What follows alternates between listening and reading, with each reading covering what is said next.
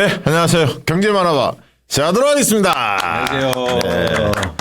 오늘 우리가 또 옷을 깔맞춤을 했네. 그렇네요. 색깔이. 네, 색깔이 비슷합니다. 네. 자, 이제 박시동 평론가는 조금 이제 뒤에 합류하기로 하고, 네. 우리 이광수 대표님 먼저 모시고 이야기를 네. 좀 나눠볼까 합니다. 네. 자, 이제 요즘 이야기를 좀 나눠볼 텐데, 어쨌든 주식 얘기 조금 한번 들어가 보면, 네. 그때 이광수 대표님 지난주에 나와서 지금이 오히려 조금 바닥이다. 체감적으로 보면. 그래서 이제 오히려 괜찮은 주식들은 나는 조금 사고 있다. 그 말씀을 개인적으로 좀 주셨잖아요. 네네네. 그 유효합니까? 그럼요. 네. 그리고 뭐 근거가 여러 가지가 있겠지만 어쨌든 미국의 트럼프 때문에 관세 영향이 컸는데 네. 그 기조가 좀 바뀌고 있다는 말씀을 드렸고 예. 여러분 뭐 관심 있게 보셨으면 아시겠지만 실제로 그 스콧 베센트라는 그때 얘기했잖아. 네.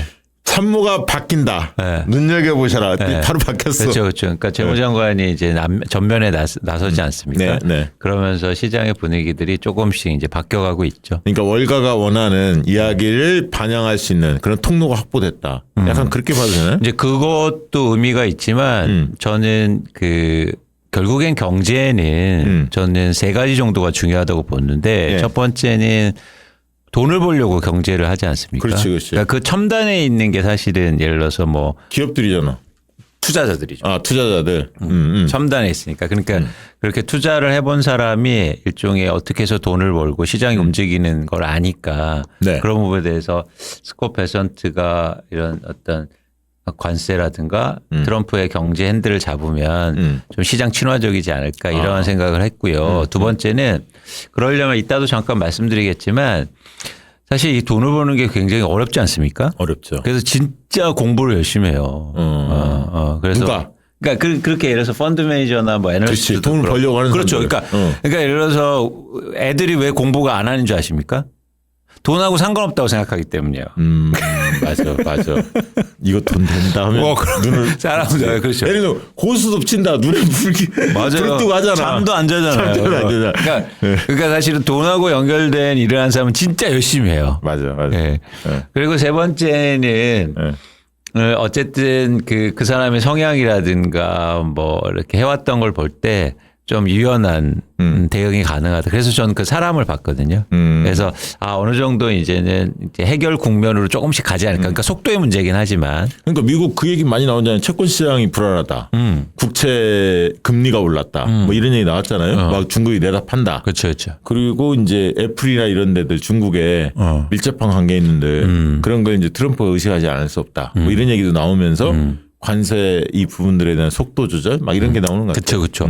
근데 제가 이제는 그 미국 국채에 대해서도 계속 말씀드렸던 이유가 그러니까 여러분들 뭐 잘 인지하시는지 모르겠지만 저희는 사실은 미국 국채에 대해서 굉장히 처음부터 얘기했어요. 중요하다. 맞아요. 그 얘기 계속 하셨어요. 그러니까 사실은 미국에서 국채를 왜 중요시 하는지 이런 배경 설명도 해드렸고 했어요. 예. 그래서 중요하게 생각하고 있다. 그래서 우리도 같이 국채에 대해서 관심을 갖자라는 말씀을 드렸었죠. 네. 그래서 뭐 커버드 콜 매스그도 사실 제가 다 계획이 있는 겁니다. 네. 그런데 이제 드리고 싶은 말씀은 뭐냐면 이번에 조금 굉장히 재미있는 그러니까 아까 중국 얘기하셨는데 현상이 있었어요. 그러니까 채권 금리가 미국의 국채 금리가 급등하고 채권 가격이 떨어지는데 거기서 가장 큰 원인이 중국에서 미국채를 팔고 있다. 그렇죠. 사실 이거였는데 근거가 없는 얘기였어요. 근거 없어요. 네. 그러니까 누가 퍼뜨린 거예요? 그렇습니다. 그래서 누군가 지금 돈을 엄청 벌었을 거예요. 그것 때문에. 네. 뭐 해시펀드 이런 데서. 근데 재밌는 게 뭐냐면 그것도 우리가 이제 근본에 대해서 생각해 봐야 돼요. 중국은 미국 국채를 물론 최근에 조금씩 팔고 있지만 미국 국채를 그렇게 막 뭐 덤핑하듯이 팔 수 없어요. 왜냐하면 미국 국채를 팔면 위안화가 떨어져요. 떨어진다. 그때 지난주에 그 얘기도 하셨어. 근데 이게 누가 채권을 얼마 팔았는지는 한참 뒤에 공개된다면서요. 그렇습니다. 그러니까 이게 소문이 날 수가 있거든. 헛소문이. 그러니까 막 국채 금리가 변동되고 이러니까 누가 소문을 딱 풀린 거죠. 그러니까 이런 경우가 되게 많아요. 맞아. 저도 주식시장에서 있을 때 뭐냐면 막 주가가 빠지잖아요. 그럼 사람들이 제일 먼저 뭘 찾는지 아세요? 왜 빠지지? 그러니까 그러니까 이유를 찾아야 사람들은 안심이 돼요. 안심이 되는구나. 그냥 그 빠지는 걸 인정하고 대응하면 되는데 예. 꼭 이유를 찾으려고 그래. 아. 그러면은 그 이유를 적절하게 되는 사람이 스타가 되는 거예요. 아. 그 시점에는. 그 시점에. 그래서 막 미국 국채가 빠져. 그래서 막 이유를 막 찾아. 그래, 사기꾼들이 많겠구나. 엄청 여기에. 많죠. 엄청 많죠. 그래서 누군가 이제는 메신저로 딱 돌린단 말이야. 중국이 팔고 있습니다. 아. 그러면 쫙 돌리는 거예요. 그럼 막 공포에 파는 거지. 그치. 덩달아. 어. 그런데 사실은 어떻게 그 시점에서 알 수 있는 문제도 아니고 그래서 그렇게 막 변동되는 시장에서는 그런 식으로 하면 선물하는 애들 돈 버는 거지. 맞습니다. 떨어질 거 예상하고 막 퍼뜨리는 애들. 맞습니다. 아, 그러네. 맞습니다. 안 해봐서 우리는. 네, 그러니까 그런 애들, 그런 헤지 펀드들이 이번에 또 엄청 벌었을 거예요. 네. 아이 나쁜 놈들 이게 서민들 우리 개인 투자자들 등골 파먹는 놈들 아니야 이놈들이. 그렇죠. 그리고 사실 그 헤지 펀드 같은 데는 돈이 많은 사람만 가입하거든. 아 그래요? 우리하고는 사모펀드 이런데. 그러니까 사모펀드 하자니까 그러니까 사모펀드. 자 결론은 자 그러면 우리 주식은 좀 그렇고 그러니까 이제 거의 저 옥석을 가려야겠지만 항상 주식은 그 얘기 했잖아요. 어떤 게 중요하냐, 어떤 상품이 중요하냐. 그렇죠. 뭘 사느냐가 중요해. 근데 약간 이제 반등 기미가 있고 또 기존에 이거 굉장히 좋았는데 주변 환경 때문에 아무 이유 없이 막 빠진 것들이 있잖아요. 20% 30% 빠졌는데 이거 그 정도 빠질 건 아닌데. 맞아요. 이런 거 이제 잘 보시면서 맞아요. 저가에 매수하는 것도 방법이다. 그러니까 여러분들 그리고 뭐 내가 1,000만 원이 있는데 빠졌다고 1,000만 원 다 사야지 이거 아니라고 제가 말씀 계속 드렸고 일단 사고 또 사고 이러면서 그 어떤 그 분할 매수를 하면 그 시점에 대한 대응이 된단 말이죠. 네. 그래서 여러분들이 좀 여유롭게 생각하셨으면 좋겠다는 말씀을 드립니다. 네, 질문 이따 많이 주시고 미국 주식도 그러면 전망은 어떻게 보세요? 지금 상당히 많이 빠졌잖아요. 미국 주식은 제가 말씀드렸듯이 그 종목을 좀 바꿨으면 좋겠어요. 아, 종목. 그러니까 그동안 예를 들어서 엔비디아만 막 투자해 왔죠. 네. 근데 지금은 이제 그럴 때 아니다. 그러니까 주식을 물론 이제 투자를 해야 될 때인데 좀 종목을 바꾸고 방향성을 바꿔서 어떤 쪽으로 가면 좋을까요, 그러면? 일단 기본은 뭐냐면 네. 이제 사람들이 별로 관심 없는 데에서부터 출발을 좀 해보는 겁니다. 아. 네. 그동안 별로 관심 없었던데 그런 데들이 분명히 있거든요. 그래서 그런 쪽에서 한번 찾아보고 그동안 좀 많은 얘기를 드렸어요. 어쨌든 트럼프의 정치가 경제에 또 미치는 영향이 크니까 예를 들면 뭐 LNG 개발한다고 그러라 하잖아요. 그러면 LNG 인프라 같은 거를 한번 관심 있게 보자. 그다음에 뭐 그때 그 얘기 해주죠. 미국의 LNG 인프라 얘기했고 그다음에 얘기하신 게 러시아를 좀 주목해라. 그렇죠. 그 얘기도 하셨잖아요. 그래서 러시아도 이제 LNG하고 연결이 돼 있고 또 어쨌든 중국의 건기식 얘기도 했어요. 건강기능식품 얘기도. 건기식은 굉장히 좋아 보여요. 조금 더 전 의미 있게 보고 있어요. 그러니까 우리가 어느 순간에 전 세계를 보고 있는 거야. 국내만 좀 보다가 미국, 러시아, 중국 뭔지 모르겠지만 전 세계를 좀 보고 있다는 괜히 좋아요. 근데 저희가 사실은 방송을 해야 되니까 좀 내용이 많을 수 있어요. 근데 여러분들이 다 쫓아갈 필요는 없다. 그 중에서 마음에 드는 거 하나 딱 보시고 거기에서 잘 공부하시고 그런 데서 질문하시고 그런데 막 이거 얘기했다고 또 저기 가고 그러니까 어떻게 된다? 종목만 늘어난다. 그러지 마시고 여기에서 저희가 풍부하게 얘기 드리면 그 중에서 나하고 맞는 성향에 그리고 나가 관심 있는 거. 그래서 앞으로는 좀 분야를 넓혀볼까 해요. 그래요? 네. 자, 그리고 이따 질문에서 뭐 궁금한 건 좀 받기로 하고 이재명 대표 정책과 관련해서 좀 여쭤보도록 하겠습니다. 일단은 주로 보니까 이제 지금 상황에서는 이제 분배 복지 쪽보다는 성장 위주의 정책들을 많이 펴고 계신 것 같아요. 특히 AI 많이 강조하고 계시는 것 같고 최근에 보니까 3, 4, 5 이런 브랜드를 붙이기도 했던데요. 3% 잠재 성장률을 2030년까지 끌어올리겠다. 이 얘기도 하고 4대 수출 강국으로 도약시키겠다. 1인당 국민소득은 5만 달러를 목표로 두겠다 하면서 AI 쪽은 특히 이제 세계 선도 3대 AI 강국을 만들겠다 하면서 이제 발표들을 계속 하고 있습니다. 전체적인 흐름이나 방향 어떻게 보고 계시나요? 큰 방향성에 장기적인 방향성은 맞다. 그리고 당연히 대한민국이 그런 방향으로 가야 되는데 그래도 제가 이제 경제를 얘기하고 그리고 투자를 얘기하는 입장에서는 이제는 상세한 계획이 나와야겠죠. 저는 그게 이재명 대표님의 힘이라고 생각하고, 그러니까 실행의 힘. 그 실행이 이어지려면 실제로 상세한 계획들이 나와줘야 될 것 같습니다. 그러면서 또 저희가 실행할 수 없는 것들을 다시 한번 생각해보고 고민하고 또 바꾸고 이런 것들이 필요하다고 보고 있고요. 뭐 솔직히 말씀드리면 구체적인 공약들이 아직 안 나와서 결됐어요. 예, 예. 근데 AI 강국과 관련해서 발표한 걸 보면 이광수 대표님 계속 그 얘기 했었잖아요. 그러니까 발굴 육성하는 것도 좋지만 시간과의 싸움이다. 그리고 이제 얼마나 집중해서 이걸 완전히 국가가 주도형으로 확실히 산업을 키울 거냐. 그 얘기 많이 하시면서 해외 인재들을 빨리빨리 데려오는 게 더 빠르다. 그 얘기 하셨어. 그렇죠. 근데 제가 발표한 내용을 보니까 그 내용이 들어있더라고. 예전에는 발굴 육성 쪽만 있었는데 해외 인재들 유치하는 문제까지 같이 딱 잡혀 있더라고, 이번에. 그렇죠. 그러니까 뭐냐면 저는 속도전인데 결국에는 대한민국이 저는 인재 인프라가 굉장히 좋다고 봐요. 그런데 대부분 해외에 있어요. 그렇지. 그래서 여러분도 아시겠지만 저희가 해외 가면 항상 듣는 말이 뭐였냐면 한국 사람 조심해라. 사기당한다. 이런 말 많이 들었지 않습니까? 그동안. 네. 근데 지금 완전히 달랐어요. 미국이나 캐나다 이런 곳 같잖아요. 한국은 주류입니다. 이제 주류가 됐다. 네. 그러니까 막 대학에 막 교수, 그다음에 어디 변호사, 의사, 막 한국 사람들이 엄청 많고, 그러니까 인프라가 엄청, 이거는 뭐냐면 그동안 저희가 일종의 이민 3세대, 4세대 이렇게 넘어가면서 또는 네. 거기서 공부한 분들이 많아지면서 그만큼 넓어진 거예요. 제가 일화 하나만 말씀드리면 제가 애널리스트 할 때 미국에서 셰일가스가 나왔어요. 네네. 그건 진짜 엄청난 뭐 예를 들어 지금 13년 전이니까 세상을 바꿀 수 있다 이런 거고요. 그래서 제가 그 관련 분야 애널리스트여서 그 셰일가스를 너무 보고 싶은 거예요. 시추하는 걸. 근데 미국 정부에서 그걸 보여주겠습니까? 그러니까 미국에 있는 예를 들어서 엑슨모빌이나 BP 이런 데들 큰 뭐 전 세계 오일 메이저들이 저한테 그걸 오픈하겠냐고요. 일개 뭐 조그만 뭐 나라의 뭐 조그만 증권사의 애널리스트한테. 그래서 제가 근데 전 너무 보고 싶은 거예요. 그래서 거기 한국인이 있구나. 그래서 제가 그 메카가 휴스턴입니다. 휴스턴이 오일 가스 비즈니스 메카거든요, 미국에서.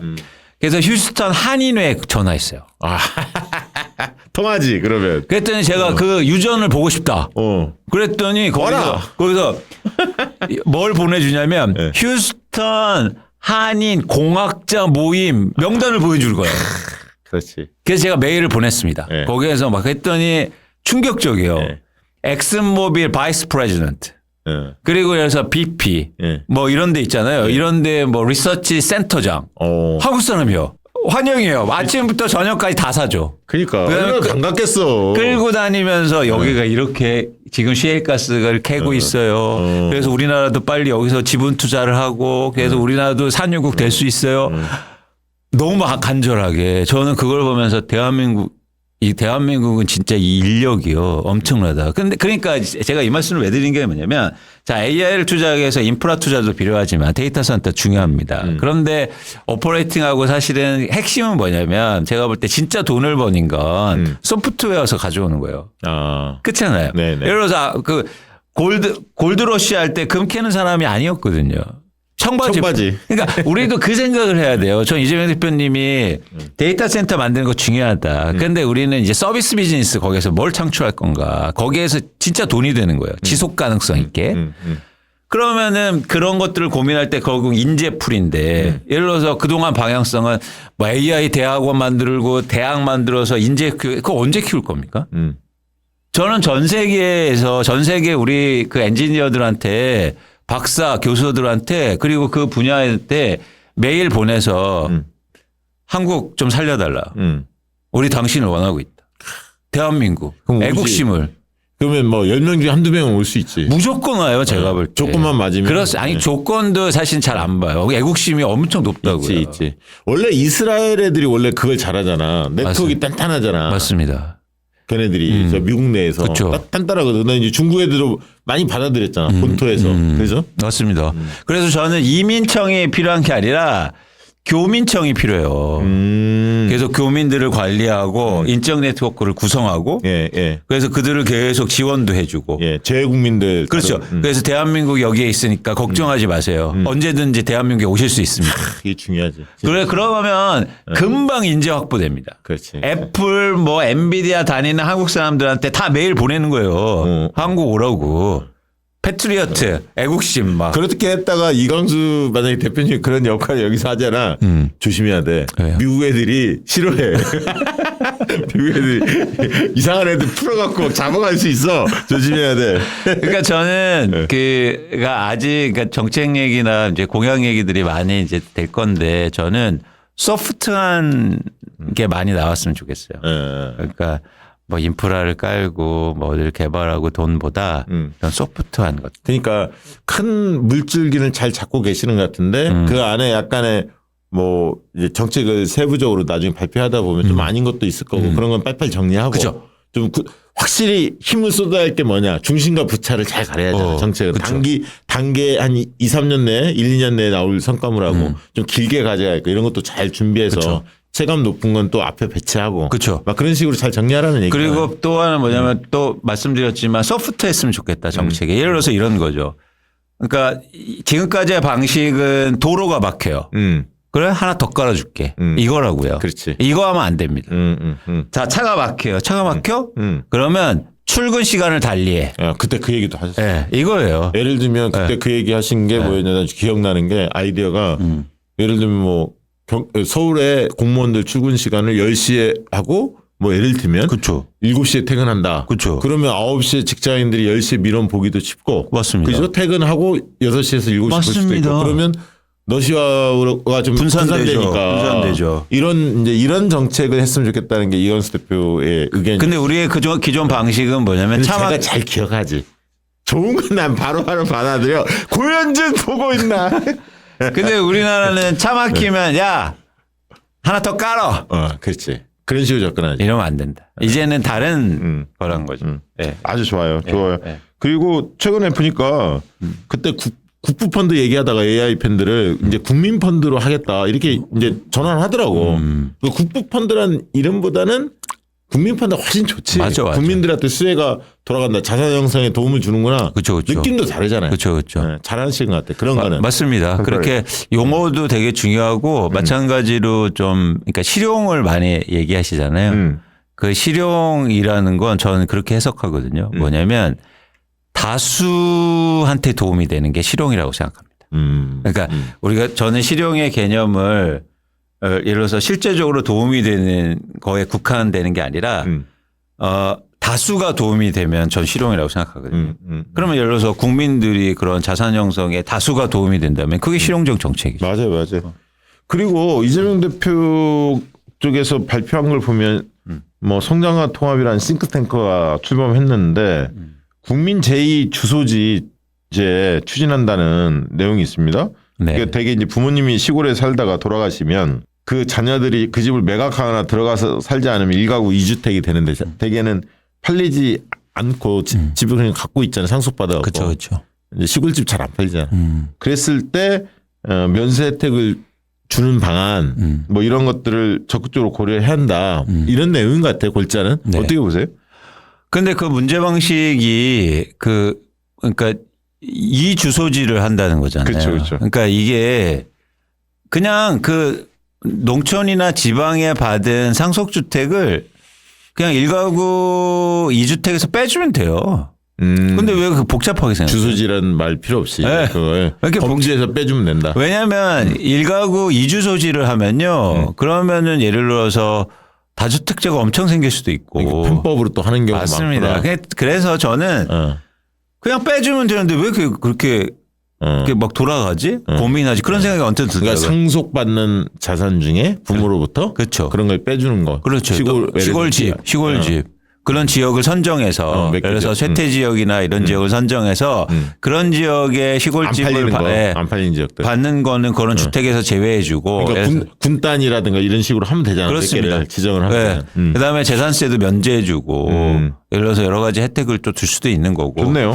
그래서 그냥 두 가지를 말씀드리고 싶은데 뭐냐면 정책을 만드는데 소원 수리가 되면 안 돼요. 아, 누군가 이제 민원하면 그걸 그대로 받아들이는 형태가 아니라. 경제정책 특히 경제정책을 해서 야 이것 좀 해줘. 나 지금 농촌에 집 받는데 이게 말이 돼? 그래서 그래서 그걸 들어주는 정책으로 가버리면 안 된다. 그렇지. 소원 수리가. 그러니까 대표적으로 윤석열이 소원 수리 경제정책을 했어요. 아, 지역을 돌아다니면서 지역에 문제 뭐 있어요? 뭐 내가 도와줄게.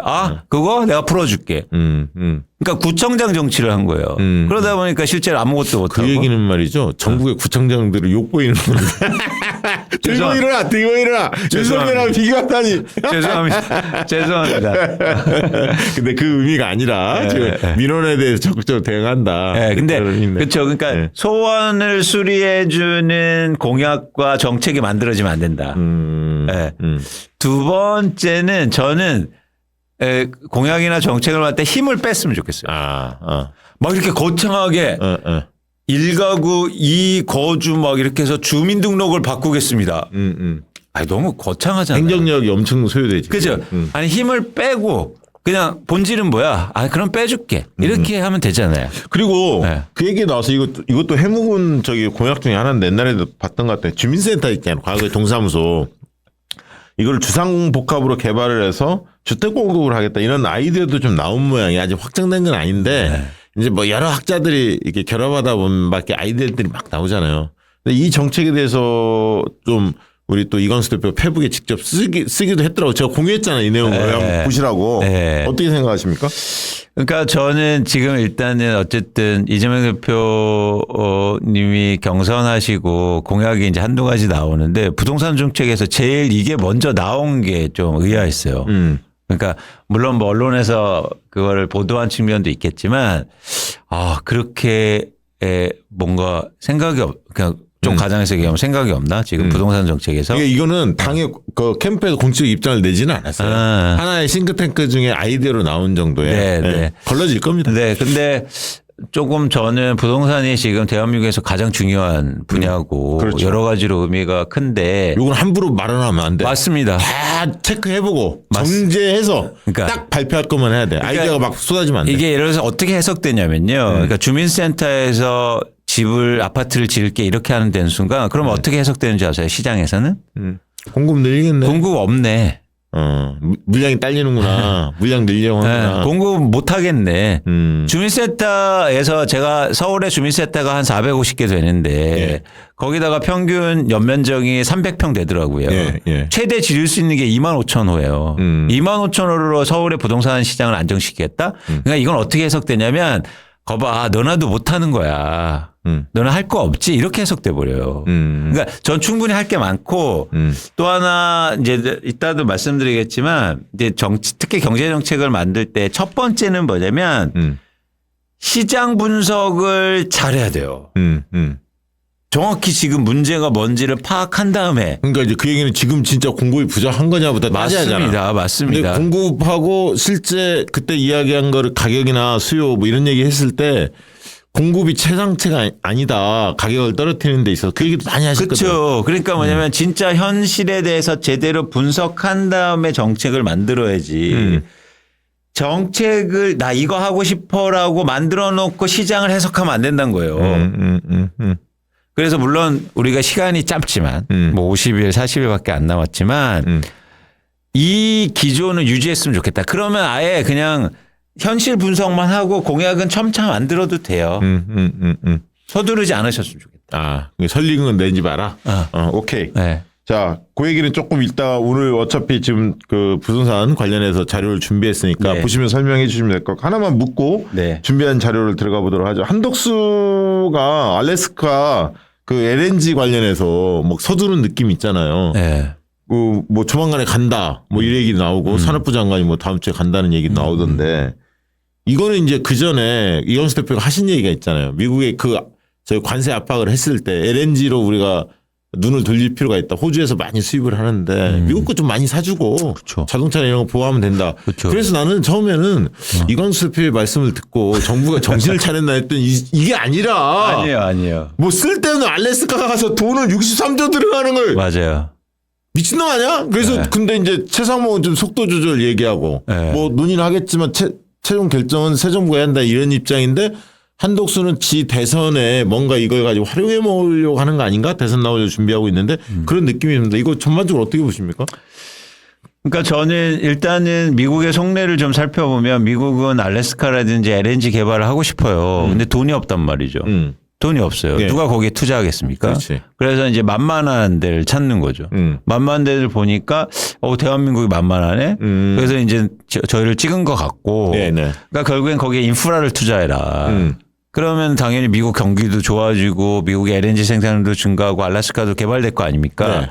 그런데 이제 대한민국 입장에서 거기에서 그렇게 막대한 규모의 인프라를 투자했을 때 우리가 얻는 게 뭘까? 그러니까 이게 잘 보시면 우리가 거기에 투자해놓고 또 LNG도 써야 되는 입장이 돼버려요. 그렇지. 그렇다고 LNG를 싸게 쓸 수 있을까? 전 그것도 아니라고 보거든요. 그래서 돈은 묶이고 그래서 굉장히 그런 식의 접근이면 굉장히 위험하다. 그래서 오히려 저는 알래스카 투자보다 야 LNG 그냥 많이 사줄게. 그러니까. 예. 많이 사줄게. 그냥 이렇게 정도 했으면 좋겠다. 그리고 이제 근본적으로 어쨌든 지금 행정부에서 결정할 일들은 아니기 아니죠. 때문에 이건 아니지. 네, 아니기 때문에 조금 더 시간을 갖고 그 대신 인프라 투자고 이런 건 돈이 묶일 수 있기 때문에. 예. 네. 그러니까 약간 최상목이 저렇게 한덕수하고 약간 입장 차이를 내는 거는 정권 바뀐 다음에 자기들이 지금 수사받을 게 한두 가지가 아니잖아. 지금 사실은 네. 내란과 관련된 것들 그다음에 헌법을 대놓고 뭐 부정했던 것들 이런 게 이제 한두 가지가 아니기 때문에 최상목은 약간 그걸 지가 대선 나올 건 아니고 그러니까 한덕수하고 약간은 차별성을 띠려고 하는 것 같아. 잘못하면 내가 크게 다치겠구나. 그리고 뭐 미국의 채권 그죠. 뭐 2억치인가 뭐 사놓고 막 그랬잖아. 이런 것도 공격받고 어제 뭐 쪽지 뭐 그것도 들통났는데 네. 아무튼 좀 그렇게 보이고요. 자, 그리고 마지막으로 이 얘기 하고 이제 자료 넘어가 봅시다. 기재부 힘 빼는 문제 예산 기능을 분리하자. 과거 예산처럼 그렇게 가자. DJ 때 그렇게 했잖아요. 그 부분에 대해서 어떻게 생각하세요? 그 부분에서는 저는 찬성입니다. 그러니까 경제가 예를 들어서 기재부 중심으로 그러니까 예전에는 뭐 말씀하신 것처럼 예산 기능, 기획 기능 이런 것들이 분리되어 있었는데 다 지금 통합되어 있는 상황이어서 네. 기획재정부가 힘이 너무 세단 말이죠. 네. 그래서 이 경제 정책이라든가 아니면 예산 배정을 같이 하다 보니까 힘이 너무 과도하게 그렇죠. 세졌고. 그러니까 정책, 기획, 예산, 세제, 전부 다. 뭐 국제경제 뭐 이런 걸 다 다루니까. 그렇죠. 그러니까 쉽게 말해서 이권이 집중되어 있는 곳이거든요. 그렇죠. 네. 그래서 여러분들이 상상 외로 기재부 출신들이라든가 나와서도 사실 엄청나게. 그 지방자치제들 예산을 그 쥐락펴락 하니까 그 부시장들 있잖아요. 임명직 이거 다 기재부 몫이야. 기재부 관료들이 다 거기 내에서 그 흔히 말하는 지자체에 가서 부시장들 하고 있어요. 부지사 뭐 이런 사람들은 기재부 출신들이 다 하고 있습니다. 그렇죠. 그리고 전 여기에서 그러니까 그 기재부의 예산 기능이라든가 기획 기능을 이제 분리하는 거는 찬성하면서도 이제 지난번 말씀드린 거 하나 제안드리고 싶은데 뭐냐면 예를 들어서 지금 지방이 재정이 굉장히 힘든 상황 아닙니까? 예. 그래서 고향 납세제. 네. 그 진짜 좋아. 그래서 고향 납세제. 제 고향이 서산이니까 네. 제가 여기서 돈을 벌지만 네. 저 서산을 위해서 납세하겠다. 이렇게 되면 자연스럽게 어떻게 되면 중앙 정부의 예산 기능의 힘이 줄어들어요. 맞아요. 그러면 그거 전달했어. 그래서 그러면은 자치도의 예산 기능이 스스로 올려주고 아주 좋더라고요. 네, 그래서 우리가 지방분권을 계속 얘기하잖아요. 그래서 이재명 대표님이 오늘도 얘기한 게 이제 세종시 이전하겠다. 그렇죠. 사실 그게 상징적인 의미를 갖고 있지만 저는 어쨌든 지방을 살리고 지방의 분권을 만들어내겠다는 거라고 보고 있거든요. 네. 그러려면 돈도 가야 됩니다. 그렇지. 그러니까 그러니까 대통령실만 가서 그렇지. 국회만 가는 게 아니라 돈이 가야 돼요. 네, 맞아요. 그래서 우리가 대부분이 살고 그리고 사는 지역에 이제 돈까지 가면은 얘기가 달라지거든요. 근데 이거는 대한민국의 경제를 위해서도 되게 도움이 돼요. 그러니까 이거는 산수거든요. 왜냐하면 예를 들어서 1,000억짜리 회사가 성장하는 것보다 100억짜리 회사가 성장하는 속도가 더 빠를 것 같은 가능성이 크지 않습니까? 그렇죠. 그거는 제가 볼 때 그 인류가 배운 거예요. 공룡이 왜 죽었습니까? 덩치가 커서 죽었잖아요. 성장하지 못하고. 그러니까 저는 앞으로 대한민국의 경제 성장과 지속 가능성을 유지하려면 이제는 규모를 줄여야 되는데 지방에 전 희망이 있다. 그러려면 지역 그러니까 저는 노무현 대통령이 그래서 그런 중요한 물꼬를 트신 건데 이제 물리적으로 이동시킨 거죠. 그렇죠. 그러면 이제는 돈이 이동해야 됩니다. 그 얘기 되게 중요해. 그러니까 일본처럼 내가 세금 낼 때 지정을 하는 거예요. 그쵸. 지금 살고 있는 곳에 낼 수도 있고 어떤 특정 지역, 고향이라든가 연고가 있는 지역을 그쵸. 지정하면 내 세금이 소득세가 그쪽으로 나가요. 그렇죠. 그래서 우리가 지금 민주당에서 소득세를 낮춰준다고 얘기하지 않습니까? 네. 그런데 그냥 낮춰주는 건 의미가 없다고요. 목적이 있어야죠. 그래서 이런 식으로 낮춰주는 거예요. 지방에 그러니까 고향에 납부하면 소득세 낮춰줄게. 대신 서울에 나면 똑같다? 그럼 어떻겠습니까? 엄청 많이 가겠죠. 그러면 그 소득세를 낮춰주는 거에 대한 효과가 생기는 거잖아요. 근데 그냥 일방적으로 소득세를 낮춰주면 아무것도 아닌 거죠. 그렇지. 그냥 그걸로 짜장면 먹고 끝이에요. 우리 보면은 짜장면이 주로 예시로 많이 나와. 라면은 안 나오고 주로 짜장면이야. 어렸을 때 짜장면 못 먹어서 한이 맺힌 분 같아. 있어요. 있죠. 네. 우리 어렸을 때 못 먹었잖아. 짜장면. 제가 그리고 추억이 있어요. 왜냐하면 제가 진짜 깡촌에 살았거든요. 예. 서산.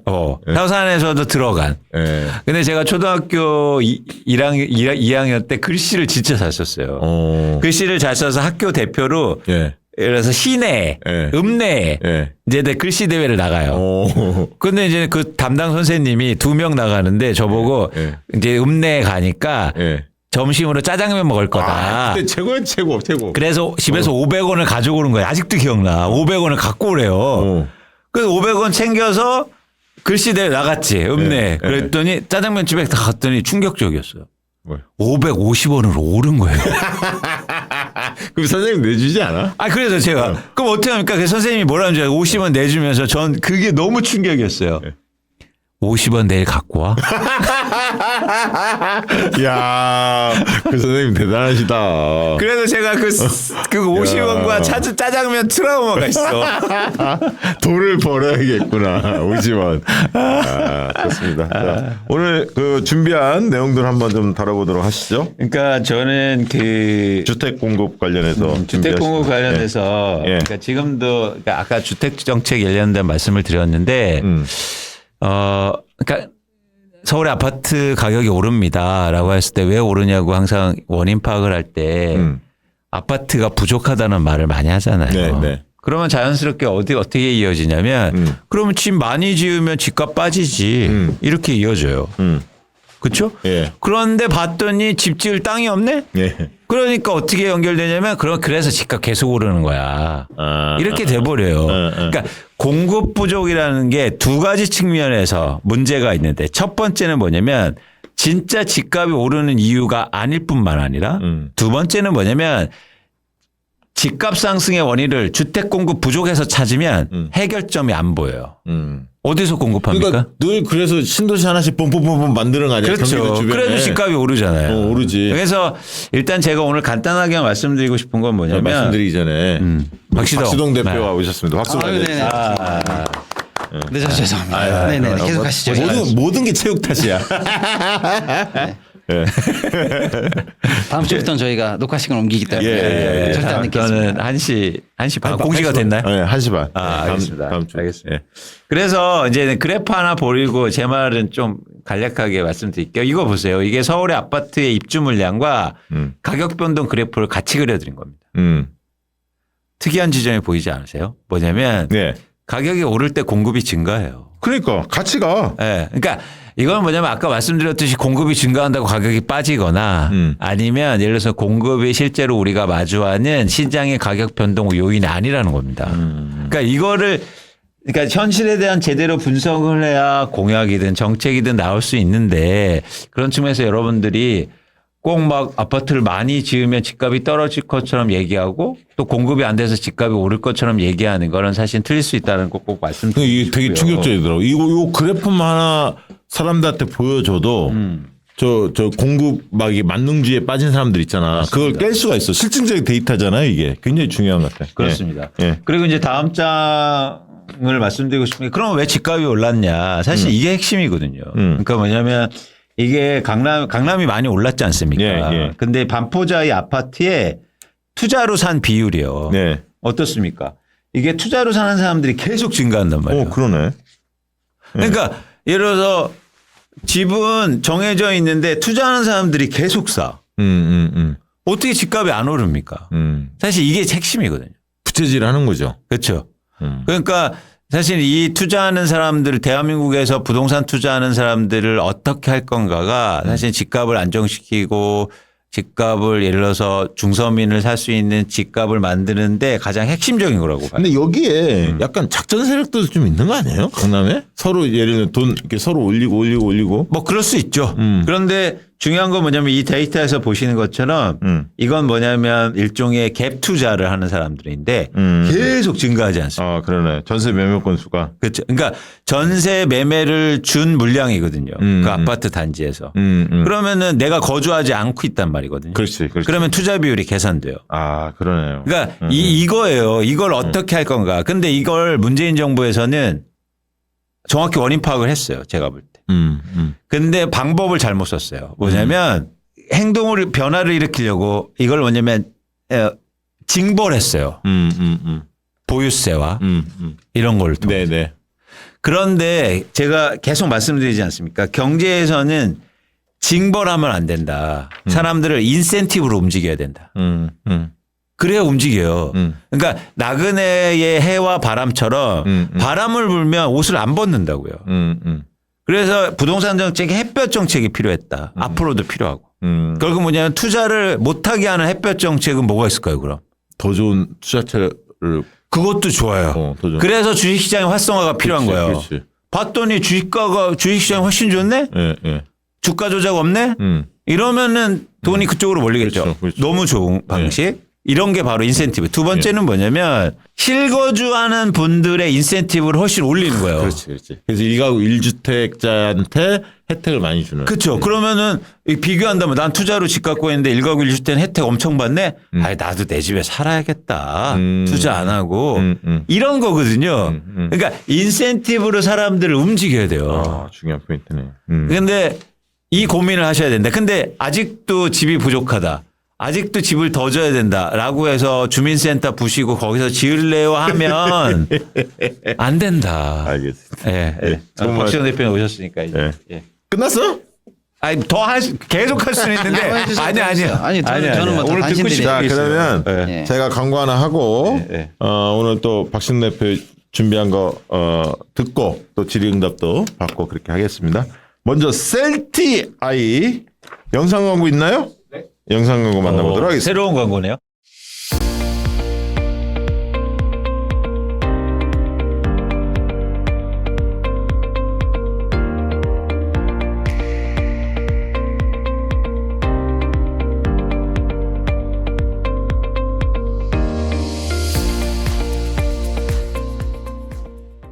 여러분 깜짝 놀랄만한 제품 소개하도록 하겠습니다. 약간 두려운데요? 야, 어제 제가 네. 마루타가 돼서 실제 먹어봤거든요. 어제 광고하는데 깜짝 놀랐습니다.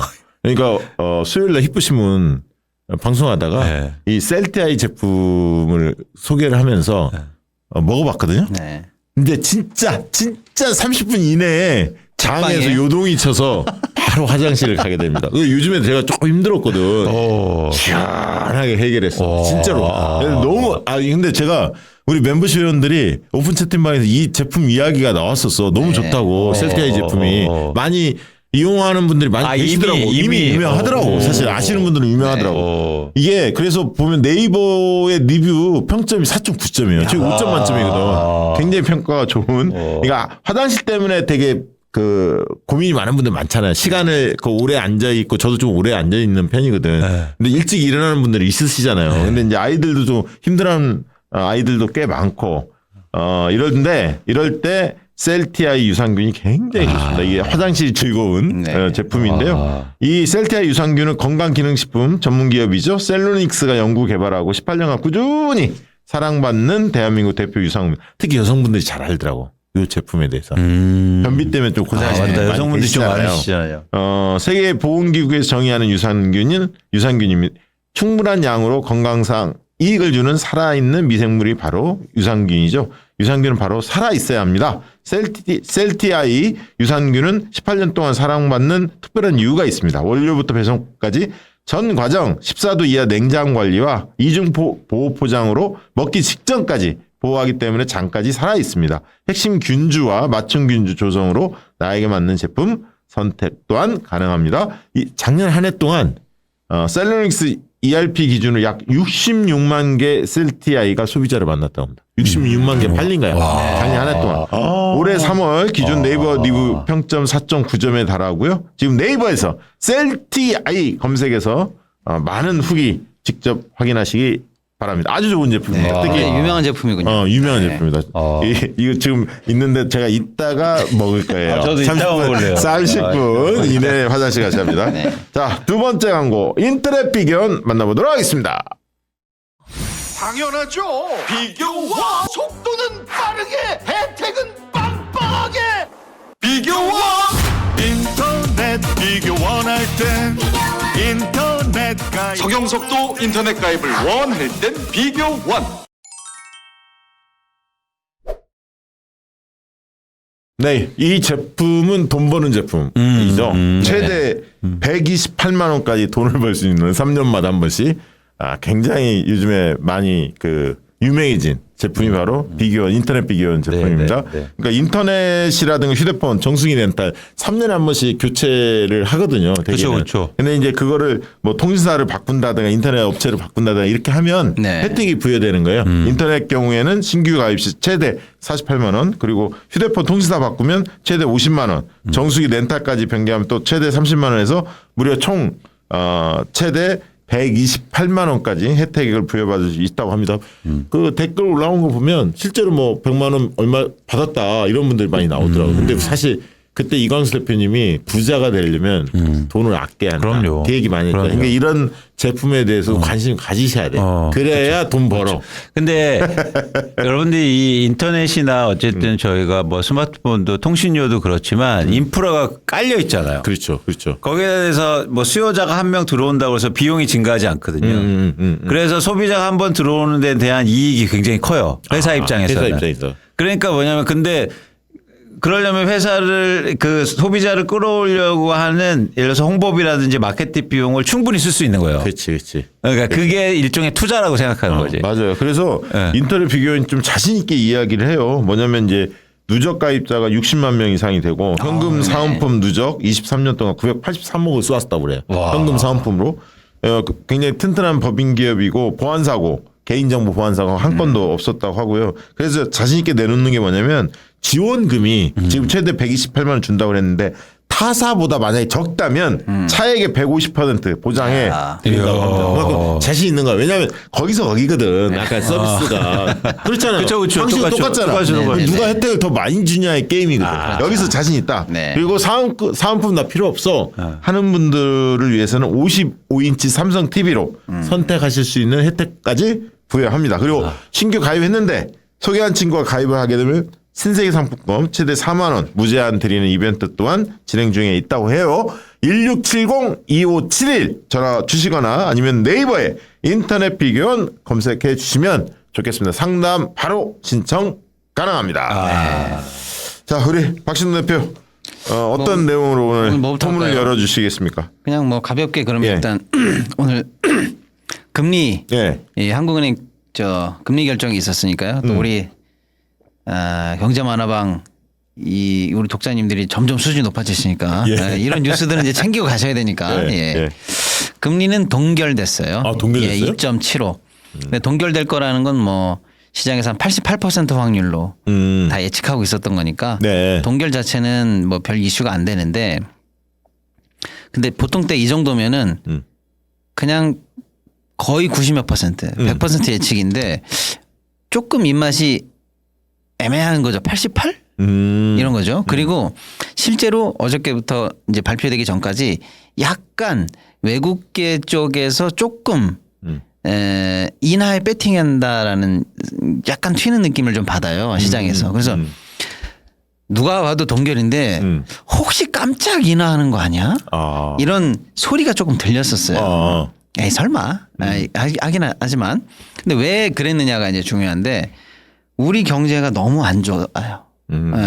그래서 원래 한국은행이 생각했던 성장률보다도 당연히 낮고 제가 가끔 늘 말씀드립니다만 지금 하단이 계속 점점 낮아지고 있잖아요. 0.7까지 떨어졌죠. 0.7까지 나왔고 엊그제 이제 모건 스탠리는 1.0으로 또 낮췄고 S&P도 0.6이나 확 낮추면서 1.2까지 팍 낮췄어요. 그래서 지금은 뭐 점점 더 사실은 이제 하단을 0점대나 겨우 1 언저리로 낮춰가고 있는 상황이니까 경제가 너무 안 좋은 거예요. 그러니까 이쪽에서 이렇게 생각하는 거야. 야, 이렇게 경제가 안 좋은데 한국은행만큼 성적표를 제일 잘 아는 사람이 누가 있냐. 그러면 얘네들도 아이 모르겠다. 내리지 않고는 못 빼길 거야. 라는 게 약간의 그 정도까지 안 좋다는 거죠. 그래서 올드는 일단 어쨌거나 동결이 됐는데 이 부분이 이제 제가 이제 방금 말씀드린 부분이 중요하다는 거예요. 그래서 한국은행한테 이렇게 얘기하는 거죠. 야, 경제 성장률 지금 이렇게 외부에서나 다른 기관에서 이렇게 낮춰잡는 거 알아 몰라. 그리고 너도 지금 인정했지 경제 안 좋다고. 네. 근데 왜 안 내렸어? 부동산 때문인가요? 이게 얘기하니까 지금은 일단 미국이 너무 불안하고 미국도 오늘 새벽에 파월 연준 의장이 안 내려 이렇게 사실상 선언했거든요. 네. 그러니까 이제 미국에 비해서 너무 우리가 낮출 수 없기 때문에 한 번 정도 쉬어간다는 측면으로 봐달라고 하는 거예요. 근데 이제 문제는 뭐냐? 그럼 다음 달과 그 다음 달 어떻게 할 거야? 이게 이제 중요하거든요. 그랬더니 한국은행도 다음 달입니다. 5월 달에 수정 경제 전망을 발표하는데 원래 정기로 발표하는 거예요. 이때 보통 뚜껑 열어보면 압니다. 이렇게 얘기했는데 지금 그냥 아예 선언을 했어요. 아, 선언했어요. 네, 뭐라 그러냐. 기존에 했던 것보다 밑으로 내려간다. 아. 지금 한국은행 1.5 전망했거든요. 현재는. 네, 네. 이거 무조건 낮춘다는 거예요. 아, 그러면 금리도 연동될 가능성이 그렇죠. 있겠네. 그럼 다음번에 낮추겠네? 예, 그러니까 오늘은 소수 의견 한 명은 낮춘다는 게 있었는데 제가 볼 때는 다음 달에 내려간다는 거 100%입니다. 그러니까 이제 요거를 챙겨보시라는 거예요. 오늘은. 동결은 별 이슈가 아니었는데 경제가 엄청 안 좋다는 거를 알고 있고 한국은행은 실제로 1분기 성적표를 들고 있어요. 지금. 그리고 그거를 기반으로 한 올해 성적을 굉장히 낮출 거라고 오늘 확언했어요. 그러니까 1.5인데 1.23대로 낮춘다는 거고요. 예, 그런데도 왜 추경을 찌끔해 이놈들이. 바로 그겁니다. 그래서 일단 오늘의 포인트는 이런 전망이 있고 그래서 다음 달에 무조건 성장률 낮추고 그에 따라서 금리 낮춘다. 그럼 여러분 채권이나 채권 연동 상품이나 어떤 금리 관련해서 뭔가 변동 있는 상품 또는 우리 시장도 마찬가지고요. 요거를 보실 때 앞으로 한 달간은 적어도 다음 달에 인하한다는 걸 약간 배팅을 놓고 이제 한 달간 설계하시면 된다는 거고요. 그래서 이제 또 이제 물어본 거죠. 그렇게 경제가 안 좋은데 너 저번에 얘기했지 작년에 경제가 너무 안 좋기 때문에 추경을 해야 되는데 적어도 15조에서 20조 사이는 네가 해야 된다고 한국은 총재 얘기했잖아. 예. 근데 추경호가 지금 12조 한다고 한 거 어떻게 생각해?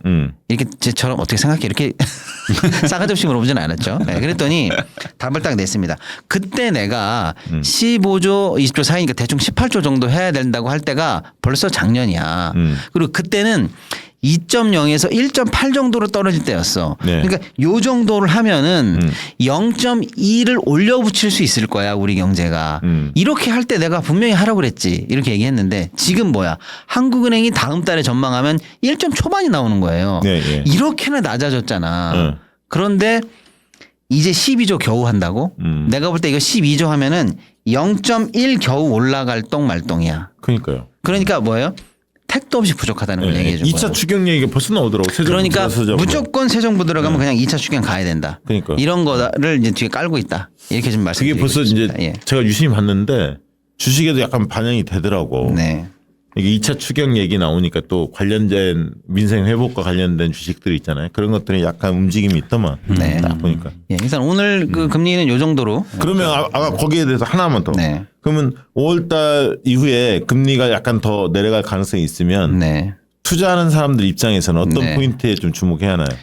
일단은 이제 지금은 근데 대내 변수보다 대외 변수가 더 사실 우리를 더 많이 흔들고 있잖아요. 그쵸, 그쵸. 미국발. 근데 예, 이제 그거는 이제 지금과 그냥 대충 어느 정도 고정이라고 하면은 생각보다는 이제 얼마나 금리를 내려갈 거냐가 중요한데 뭐 찔끔 0.2 정도 내리겠죠. 예. 근데 이제 그 정도라도 점점 금리를 낮추고 추경도 같이 하면서 조금 시장을 돌린다고 하면 원래 이론적으로는 주식시장이 훈풍이 불어야 돼요. 예, 원래는. 예. 그러면 이제 아까 이제 우리 이광수 대표님한테는 여쭤봤고 박신호 평론가가 보기에도 지금 만약에 네. 조금의 여유 자금이 있다면 네. 그 투자의 관점에서 어떻게 접근하는 게 좋겠습니까? 저는 개인적으로 지금 원래 저번에 언젠가도 말씀드렸는데 역사적으로 코스피는 좀 저점 구간에 있다. 그러니까 그래서 지금 트럼프 이후에 세계적으로 두드려 맞을 때 우리가 생각보다 잘 선방하고 있는 이유는 뭐냐?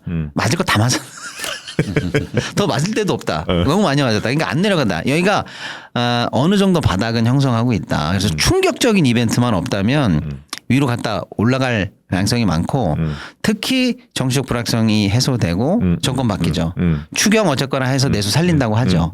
금리 낮춰주죠. 네.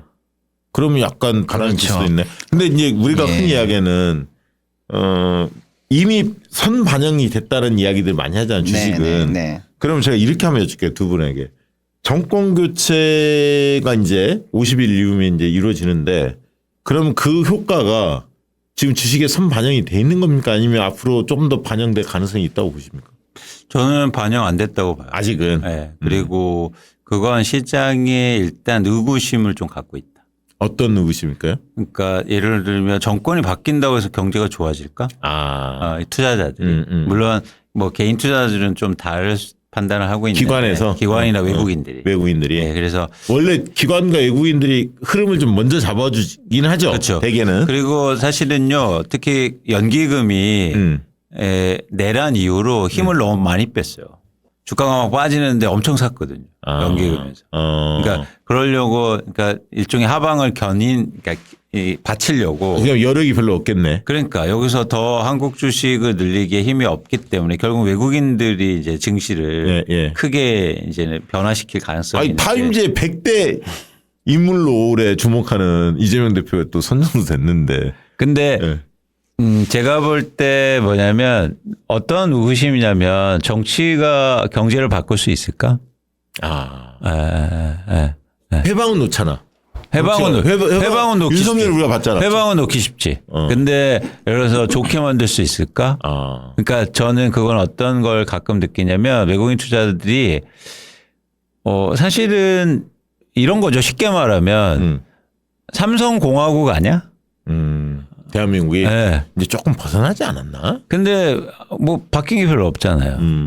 그러니까 그런 시각에서 이제 정치가 바뀐다고 해서 경제가 확 좋아지거나 이런 걸 아직 기대하지 않으니까 만약 근데 보여주면 얘기는 좀 달라지겠죠. 근데 어쨌든 중요한 얘기는 아직은 정권 교체에 대해서 의구심을 가지고 있는 정권이 이제 됐을 때 뭐가 좋아질지 아직 기관이나 외국인들이 확신을 못 하고 있다. 그렇죠. 그만큼 지금 골병 들어 있기 때문에 한국 경제가 그렇죠. 그 얘기죠. 그렇죠. 근데 이제 그게 좀 거치면 훈풍이 불 수도 있다. 그러니까 예전하고 다른 모습이에요. 예전에는 탄핵 시키자마자 박근혜 탄핵 시키자마자 외국인들이 몰려들어왔거든요.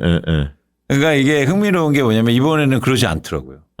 이 똥 싸질러 놓은 게 너무 심해서 그래. 뿐만 아니라 그러니까 제가 그런 말씀 많이 드리잖아요. 반응하려면 한 두 가지 정도의 기준이 있어야 돼요. 뭐냐면 그 이벤트가 그 경제 이슈가 첫 번째는 과거에 없던 일일 것.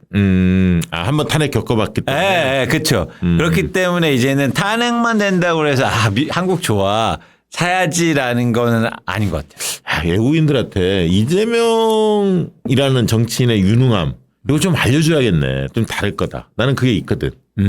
아니 진짜 있거든. 경제 민생에 대해서는 다른 어떤 정치인들보다 감각이 좋아요. 준비가 잘 돼 있어. 그래서 난 그런 점에서 좀 기대하거든. 아까 선반영 돼 있다. 근데 이제 정권 교체 문제. 이제 사실은 이제 호재도 대기 중이고 뭐 좀 우려스러운 부분도 동시에 다 대기 중이에요. 예를 들어서 미국하고 중국하고 죽기 살기로 싸워. 우린 둘 다 우리의 1대 2대 시장인데. 그렇죠. 그리고 세계적으로 교역량이 마이너스 1.5% 감소할 거라는 얘기가 계속 나오고 있어요.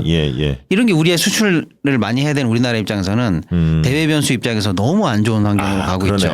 그러니까 야, 한국이 뻗어나가기에는 조금 이 세계가 환경이 안 좋지 않아? 이렇게 생각할 악재도 많이 있어요. 근데 반면에 제가 볼 때는 환율이 일단은 정치적 위기가 수습되면은 적어도 지금 많이 좀 줄어들고 있잖아요. 그래서 환율이 일단 안정적으로 들어오면 적어도 외국인들이 한국에 다시 돈을 넣을 때 큰 부담은 없을 거예요. 이게 1400 밑으로 좀 내려가면 상당히 안정적인데. 그런 부분이 호재고 정권이 바뀌는데 멍청한 애가 들어오는 게 아니잖아요. 그렇죠. 지금 윤석열 끈앞풀들이 들어오는 게 아니라 경제를 잘 아는 그리고 그 내수가 지금 위기고 뭐가 어디게 경제현이 막혔는지 제일 잘 아는 지도자가 들어오니까 이거는 확실하게 불확실성이 수습되는 방향으로 갈 거란 말이에요.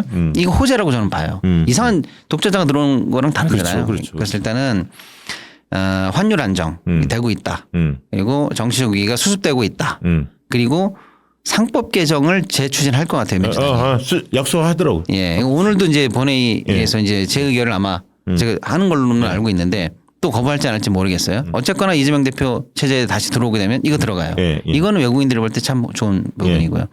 아까 얘기한 것처럼 금리 환경도 어쨌거나 내리는 방향으로 가고. 그러면 해외 변수만 조금 가닥 잡히고 확 그렇죠. 올라가 예, 어느 저는 정도 올라갈 그렇게 수 있다. 보고 있어요. 그래서 굳이 호재와 악재 또는 이 우려점과 뭐 우리가 희망을 볼 수 있는 점을 비교하자면 저는 개인적으로는 중반 넘어가면서부터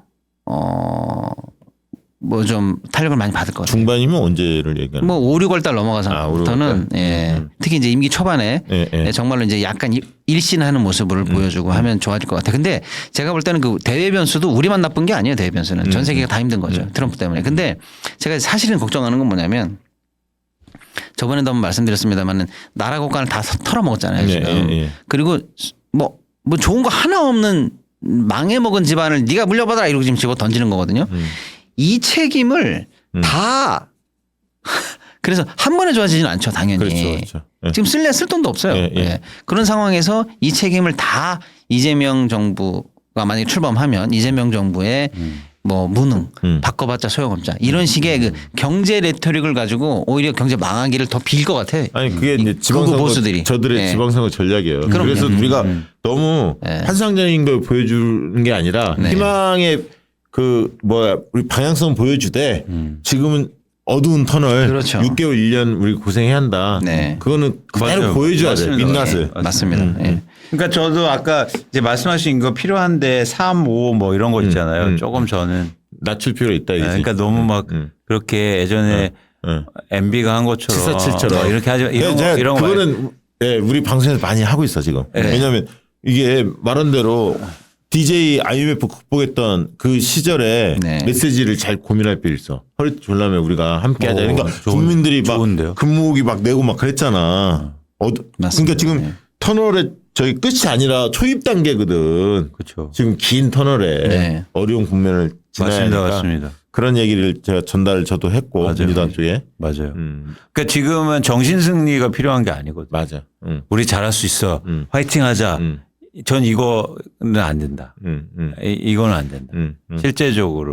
좋습니다. 질문 몇 가지 좀 다뤄보도록 하겠습니다. 이루리라 님이 중국 태양광 판넬은 과세 부과하고 대한민국은 면제인데 앞으로 태양광 주식에 투자하는 건 어떨까요? 의견 주셨습니다. 오늘 주가가 그래서 많이 올랐거든요. 하나도 그렇고 많이 올랐는데 중국의 태양광은 시장 점유율이 한 80% 이상일 거예요. 그래서 저기에 관세를 계속 부과한다는 건 제가 볼 때 지속 가능성이 떨어진다. 그래서 오히려 저는 저것 때문에 중국 태양광이 엄청 빠지면 저는 그걸 관심 있게 보셨으면 좋겠다. 오히려. 네, 좋습니다. 인터베터 대부님. 광수님, 관세 충격 전엔 주식시장이 안 좋으면 국채나 금 가격이 오르고 주식시장이 좋으면 반대로 국채나 금이 떨어지는 일이 눈에 보였는데요. 요즘은 그런 상관관계 잘 안 보입니다. 제가 관찰한 지 얼마 안 돼서 그런 건지 아니면 뭔가 다른 이유가 있는 건지 광수님 의견이 궁금합니다. 그러니까 말씀하시는 게 그동안 계속 이루어졌던 현상이죠. 주식이 쉽게 말해서 떨어지면 미국 국채나 금 가격이 오르고 이제 반대가 됐습니다. 근데 최근에는 뭐냐면 금만 오르거든요. 그건 뭐냐면 미국 국채의 가격이 떨어지고 있다는 얘기거든요. 근데 그 이유는 달러에서 찾을 수 있어요. 달러도 떨어지거든요. 그건 어떤 얘기냐면 미국이 지금 안전하지 않은 걸로 가고 있다라는 걸 표시하는 거예요. 그러니까 미국이 이제 불안해질 수 있어. 투자자들이 걱정하는 거거든요. 그러니까 과거에는 어려워지면 미국밖에 없어라고 생각했죠. 근데 미국에 대해서 의심하기 시작했어요. 그래서 트럼프나 지금 미국에서 걱정하는 겁니다. 이대로 되면 안 되니까. 그래서 정책도 이제는 쉽게 말해서 조정도 되고 이제 바뀔 수 있다는 걸 저 가능성에서 보는 거예요. 저는 미국이 큰 변화가 없는 한 저런 현상을 일시적이라고 봐요. 네, 알겠습니다. 알래스카 LNG 프로젝트 관련해서 뉴스에 종종 보이는데 진행은 지지부진한 것 같다라는 얘기하고 천연가스 아까 인프라 관련 시장 눈여겨보라고 이건수 대표 예전에 말을 했는데 아직도 유효한가? 그렇죠. 예. 네. 그리고 항상 저런 걸 봤을 때 저는 인프라에 관심이 많다. 왜냐하면 지속 가능성으로 수익이 가능하니까. 네, 그런 말씀 드립니다. 네, 아랑촌 9824님 대표님 환율 전망은 어떻게 생각하시는지 환차순 때문에 투자하려니 조심해야 돼서요. 이건 뭐 박신호 평론가 말씀. 네, 지금까지 나온 질문 3개 이제 묶어서 좀 저도 의견을 말씀드리면 뭐 미국 시장에서 어쨌거나 중국이 기존에 싸고 뭐 등등등 해서 점유율을 높여가고 있는 품목들이 있었잖아요. 네네. 뭐 조그만 뭐 저가형 뭐 소비재 이런 것들 말고요. 네. 그런데 이제 미국이 어쨌거나 중국을 배제하려고 하잖아요. 제가 볼 때는 우리가 굉장히 전략을 잘 써야 되는 게 뭐냐면 세계 시장에서 우리가 해야 되는 전략이 있고 미국 시장에서 우리가 해야 되는 전략이 있는데 어쨌거나 미국 시장 내에서 중국이 배제되면 우리한테 유리한 게 있어요. 뭐 2차 전지든 태양광이든 뭐 일부 중저가 반도체든 마찬가지거든요. 그래서 트럼프가 지금 워낙에 중구난방으로 무역 전쟁을 일으켜가지고 우리도 힘들다. 그래서 이게 트럼프의 이 전쟁이 조기에 종결되고 세상이 좀 안정이 됐으면 뭐 이렇게 생각하는 분들도 계시는데 조금 더 나눠서 생각해 보면 세계 시장은 원활하게 다시 돌아가야 되고 미국의 중국 견제는 적어도 미국 내에서 이것은 성공하는 게 우리한테 좋다. 그래서 그랬을 때 우리가 반사이익을 확실하게 챙겨가도록 국가가 좀 나서줘야 되고 그런 측면에서 전략을 잘 세워야 되고 그런 걸 좀 보십시오. 그래서 예를 들어서 저 질문을 조금 발전시키면 만약에 트럼프의 중국 봉쇄가 요러한 품목에서 성공한다면 미국 내에서 우리가 반사이익을 보나요? 이 질문을 그대로 갖고 보시면 제가 볼 때는 유효한 섹터가 몇 개 있어 보입니다. 근데 이제 결론을 쉽게 내리진 마시고요. 예.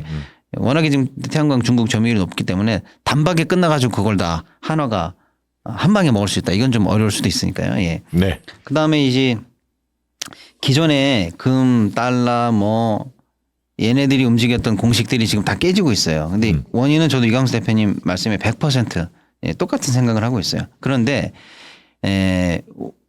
달러나 이런 거에 대해서 이제 세계 시장이 신뢰를 안 하기 때문인데 가만히 생각해 보면요. 트럼프는 이런 얘기 하는 거예요. 야, 약달러를 해야지. 그래서 우리도 수출도 좀 편하게 하고 말이야. 수지도 좀 좋아지게 하고 그래서 강제로 그렇게 해서 만들었으면 좋겠어. 이렇게 얘기하는데 그렇게 되는 게 미국의 이익에 도움이 안 된다라고 지금 사실 금융권에서는 얘기하고 있는 거예요. 우리가 국채를 많이 팔아야지. 그래야 우리는 살 수 있어. 그래야 우리 기축 통화로서의 지위를 계속 유지할 수 있는 거야. 근데 다른 나라 중앙은행이나 이런 사람들이 미쳤다고 우리나라 국채를 사주겠어? 그것은 언제나 미국 국채는 이 정도 가치는 한다. 달러가 다른 통화부에 비해서는 항상 이 정도는 강해. 이게 믿음이 있기 때문에 천문학적인 국채를 사주는 건데 이게 흔들리면은요 전 세계에 있는 모든 나라들의 이 자산 가치들이 다 흔들리거든요. 이거는 그래서 오래 못 간다. 그래서 결국에는 어느 정도의 기준 가격을 형성할 정도의 달러 강세나 채권적인 흐름은 시장이 강제로 트럼프를 협박해서 돌려오지 않을까 이런 생각을 좀 하고요. 환율은 어쨌거나 이창용 총재도 그렇게 얘기했잖아요. 30원은 윤석열 내란 때문이다. 예. 그 부분이 이제 확실히 해소되는 것 같고 당분간 트럼프가 엉망진창으로 하고 있기 때문에 일단 달러 자체가 현재 약세예요. 달러 인덱스가 100 뭐 3, 4, 5 이렇게 하던 게 지금 현재 뭐 99, 100 이렇게 왔다 갔다 하니까 달러가 약해지니까 상대적으로 원화가 강세로 하기 때문에 이제 안정으로 들어가는데 1,400에서 뭐 1,300 한 780 뭐 이 정도. 그러니까 이제 달러 흐름으로 보고 우리는 그 정도로 맞춰주면 되는데 문제는 중국이거든요. 중국이 이제 미국하고 싸우면서 그래 니들이 자꾸 우리를 건드려 그럼 우리는 뭐 늘 당하냐 이러면서 중국이 중국 위안을 에 대해서 강제적으로 조작할 가능성이 있어요.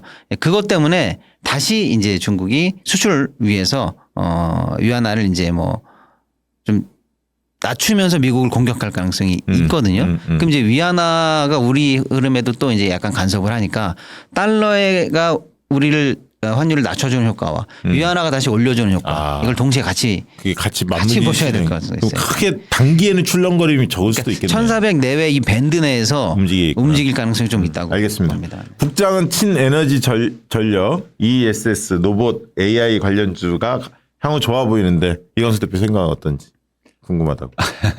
네, 뭐 길게 보면 되게 좋은데, 그러니까 저는 아주 단기적으로는 크게 주목을 받을 것 같지는 않아요.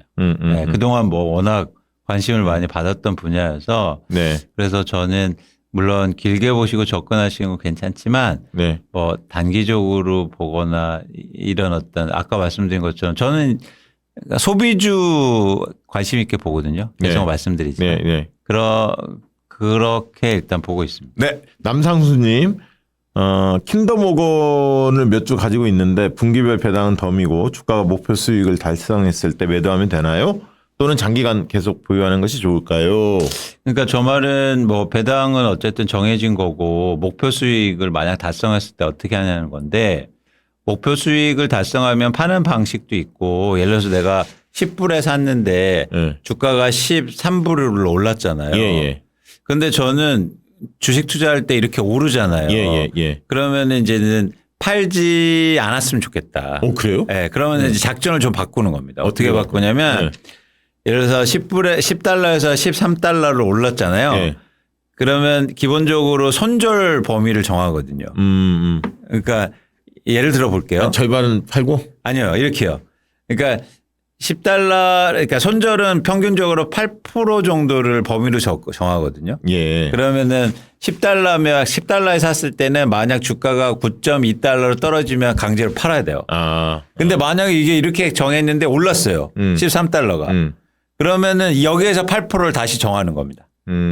그러면 대략 한 11.989달러 이렇게 되잖아요. 그때까지 갖고 있는 거예요. 더 오를 수도 있고. 그렇죠. 그 정도 떨어지면 그래도 이익이니까. 내 기준점이 있어야 한다. 그렇죠. 그래서 이제는 우리가 주식 투자할 때 가장 큰 문제는 뭐냐면 이익이 나는 건 빨리 팔고 손실이 나는 건 오래 갖고 있는 게 문제예요. 맞아. 대부분 다 그렇지 뭐. 근데 이익을 계속 리테인 일종의 보유하면서 이익이 올라가는 주식을 장기 보유하려면 이익이 올라갈 때마다 손절의 범위를 조정하면 됩니다. 그러니까 예를 들어서 다시 말씀드릴게요. 주가가 올라도 손절을 이렇게 가면 그 손절로 왔을 때 팔아도 이익이죠. 그렇죠. 내가 10달러에 샀으니까. 네. 그렇게 해서 너무 빨리 결정하지 마시라. 오르는 말에 먼저 내리지 않았으면 좋겠다. 이게 되게 중요하네. 쏙쏙 들어옵니다. 그 얘기는. 이건희님, 환율 변동이 예측할 수 없을 정도 크다 보니까 국채 미장 뭐 하나 쉽게 들어갈 수 있는 게 없네요. 어이없는 질문이겠죠. 어차피 계속 미장 투자할 계획이라면 달러도 적립식 환전해도 될까요? 이건 누가 뭐든지 하실 거면은 예. 스팟으로 원샷을 하는 것보다 적립식으로 하면 항상 좋아요. 그런데 이제 문제는 글쎄요, 뭐 어느 정도까지 장기로 보고 계신지 모르겠는데 환율 맞추기가 제일 어렵습니다. 그때 그 얘기는 계속 하셨어. 그런데 저보고 지금 어떻게 할 거냐라고 생각하면 지금보다는 조금 내려갈 것 같아요. 지금보다는. 그러니까 환전 타이밍을 조금 있다가 가져가셔도 되지 않을까 생각이 듭니다. 그렇군요. 그러니까 지금이 1,430 하나? 2, 30 하죠? 네, 오늘. 근데 변동성이 너무 크긴 하면 지금. 그렇죠. 대략 20원. 근데 이제 1,400원 약간 그 언저리에서 움직일 가능성이 있다. 그렇게 전망하시는 거. 히스채님, 이거 뭐 저희 멤버십 열심히 하시는 분인데 국민펀드 나오면 소개해 주실 거죠? 당연히 그거야 뭐 나오면. 그다음에 주택 가격을 몇 가구가 아니라 총액으로 하면 안 되나요? 지정된 농어촌 지역은 가액 계산 시 일정 비율을 감액해 주고요라는 대안을 제시했는데 어떻게 보십니까? 저거는 의사결정의 문제입니다. 지금 주택을 예를 들어서 과세하거나 이럴 때 주택 수로 하는데 저거를 다 합쳐서 총액으로 하자. 그건 이제 의사결정 사항인데 부동산 가격 안정이라든지 이런 측면을 잘 고려해야겠죠. 근데 이거는 지금 이재명 대표 쪽에서는 1가구 실소유자 쪽은 혜택을 주는 쪽으로 거의 그렇게 그래서 가격보다는 1가구 2주택 이상 그 부분을 조금 아까 했던 인센티브를 1가구 1주택 쪽으로 주는 그쪽으로 좀 잡는 거 아니에요? 근데 지금 더 흐름은? 정확히는 뭐냐면 1가구 1주택을 넘어서 1가구 실거주자야 돼요. 그러니까 실거주자 그 얘기를 했죠. 네. 알겠습니다. 그런 방향을 일단은 좀 잡아가는 것 같은데 모르겠습니다. 발표가 공식적으로 된 건 아니니까요. 네. 김말금님, 오. 이름 좋습니다. 너무. 실제 이름인지는 모르겠지만, 아, 진짜 맑고 싶다. 저도 네. 삼성 SDI 보통주 유상증자 결정 안내라고 왔는데 뭔 말인지 싸게 살 수 있는 기회를 준다는 건가요? 아니면 어떤 건가요? 초보적인 질문인가요? 이렇게 유상증자 결정이 내려졌대 보통주. 네, 삼성 SDI가 시설 투자 목적으로 유상증자를 결정했는데 저게 통보는 뭐냐면 유상증자 참여할 거냐. 그러니까 기존 주주시니까 네네네. 그러니까 기존 주주인데 유상증자 할 때인데 거기에 돈 내서 더 살 거냐 이거를 이제 여쭤보는 거거든요. 네. 그래서 잘 감안하셔서 결정하시면 될 것 같습니다. 네. 에이전시 이제 질문 두 분 주셨네요. 송님, 최송님하고 이건희님 두 분 다 주셨는데 에이전시 또 유상증자한다고 하던데 계속 투자해야 하는지 또 에이전시 주가랑 미국 주택시장 심리지수와 상관관계가 있을까요? 에이전시는 계속 유상증자를 해서 자금 조달을 해서 투자를 하는 회사고요. 중요한 건 뭐냐면 유증 자체가 중요한 게 아니라 유증을 해서 얼마나 수익성을 내느냐가 중요하거든요. 네. 근데 지난해부터 수익성이 개선되고 있어요. 그래서 1분기에 이제 약간 수익성이 떨어지긴 했는데 제가 볼 때 하반기부터 개선될 가능성이 높아 보여서 뭐 계속 우리가 하던 방식으로 투자했으면 좋겠다는 말씀을 드리고 네. 그런 차원에서 2분기 실적이 굉장히 중요해 보입니다. 저희가 2분기 실적을 보고 또 분석하는 자리를 마련하도록 하고요. 그 미국 주택시장 심리지수와 상관관계가 있을 수 있죠. 당연히. 당연히 있을 수 있는데 제가 볼 때 지금은 최근에 주가 하락한 건 전체 주식시장과 좀 상관이 있지 않을까 네, 생각을 네, 합니다. 네. 네. 주세님 끝으로 중국 주식 관심 갖나 언제쯤 적당할까요? 그때 건강기능식 분도 말씀하셨는데 개인적으로 이건 한마디씩 서로 하시죠. 네. 네, 일단 아까 저기 위에 이제 삼성 SDI 유상증자 물어보시면 보통 유상증자는 악재입니다. 우리나라에서는요. 네. 왜냐하면 이제 주주들한테 신주를 발행받으세요. 그리고 이 정도면 살 수 있습니다. 이렇게 얘기하는 거거든요. 네, 예. 그게 이제 시가보다도 보통 뭐 한 20% 할인된 가격에 발행이 되니까 예. 이 회사의 미래가 밝고 예. 그렇게 해서 모아놓은 돈으로 오히려 재투자를 확실하게 해서 살아갈 것 같다. 예. 그러면은 내가 그러면 출자를 하겠어. 이렇게 해서 돈을 더 내고 싼 주식을 받아가면 되는 건데 보통은 그런 경우가 잘 없으니까 그만큼 떨어지죠. 그 유증하는 가격 범위 내로 예, 떨어지죠. 시가가 수렴해 버려요. 맞아요. 야, 이거 뭐야 이거 잘 나가고 있었는데 왜 이 가격으로 이거 낮게 해가지고 말이야 돈이나 빼려고 말이야 이렇게 되기 때문에 개인적으로 삼성 SDI의 이번 유증을 좋은 유증으로 보시는지 예를 들어서 잘 설비 투자하는 거야. 아직껏 뭐 이게 위기니까 돈 모아서 잘해봐 이렇게 생각하시면은 싸게 살 수 있는 기회가 될 수도 있다고 보시면 되는 거고 막상 그 기간으로 점점 이제 다가갈수록 지금 한 17만 원 8만 원 하는데 유증 가격이 만약에 12, 3만 원이면은 내려간다 이게. 한 20%팍 떨어지는 거 아니야? 이게 걱정이 되실 수도 있으니까 그거를 이제 잘 판단해야 잘 보시면 되고요. 네. 중국 주식은 꼭 중국 주식이 아니라도 저는 항상 남들이 안 된다고 그럴 때가 기회고 이거 왜 이렇게 떨어져라고 하면 그게 기회고 이걸 안 해야 하는데. 이거를 알지만 이거를 실제로 이 단순한 거를 체화하기가 되게 어렵잖아요. 그렇지. 중국이 지금 미국이랑 막 싸우고 있고 뭐가 안 되고 있고 뭐 최근에 한 2, 3년 계속 부진했잖아요. 예. 그러면 싼 거 아니야? 다시 중국이면 언젠까지 이러겠어? 뭐 우리랑 사이즈가 다르잖아요. 우리는 12조 겨우 한다고 그러는데 얘네들은 막 몇백조 하면서 막 경기 살려 이럴 때 그래서 만약에 살아나거나 뭐 워낙에 안 되는데 빼고 부동산 이런 거 빼고 예를 들어서 AI나 이런 거 있잖아요. 중국이 국가의 명운을 걸고 살리겠다고 하는 애들 뭐 샤오미나 BYD나 이런 애들은 지금 사실상 판매량이 거의 세계 1등이거든요. 뭐 그런데 잘 찾아봐서 배팅하는 거 저는 뭐 나쁘지 않다 이렇게 생각합니다. 네. 그 슈퍼챗 혹시 있나요 밑에? 없죠. 예. 끝으로 한 말씀씩 하고 마무리 짓도록 하겠습니다. 여러분 뭐 항상 그렇지만 혼란스럽고 여러 가지 뉴스도 많은 시장인데 여러분들 그럴수록 관심 있는 분야 그리고 또 뭐 투자에 대해서 계속 관심을 가지셨으면 좋겠습니다. 그러니까 투자에서 가장 중요한 건 뭐냐면 불필요하게 중단하지 않는 거예요. 그러니까 그래서 지속 하려고 노력을 여러분들이 많이 하시고 특히 경제에 대해서도 관심을 계속적으로 가지셨으면 좋겠습니다. 최근 여론조사 하면 항상 나오잖아요. 사람들이 경제에 관심이 있고 뭐 그런 우려를 많이 하시는데 실제로 말만 그렇게 하지 뭐 잘 뭐랄까 공부도 안 하고 뭐 이런 거거든요. 저는. 예를 들어서 한번 생각해 보죠. 우리 한번 솔직히 한번 생각해 보세요. 정치는 하루 종일 보시고 계시잖아요. 예. 근데 경제는 과연 그만큼 관심을 갖고 있는가? 많이 풀라는 얘기입니다. 경제 바라봐. 그래서 여러분 관심을 많이 가졌으면 좋겠다라는 말씀을 드립니다. 네, 고맙습니다. 네, 아무튼 뭐 47일 있으면 정권이 바뀌니까 네, 저는 희망을 갖고 있습니다. 네, 화이팅입니다. 네, 네. 자, 오늘 경제 마라망 이것으로 마치도록 하겠습니다.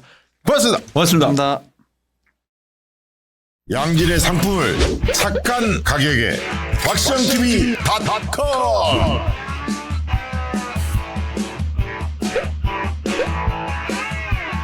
다양한 상품들 식품 건강 생활 쇼핑이 구원이다 박시영TV.com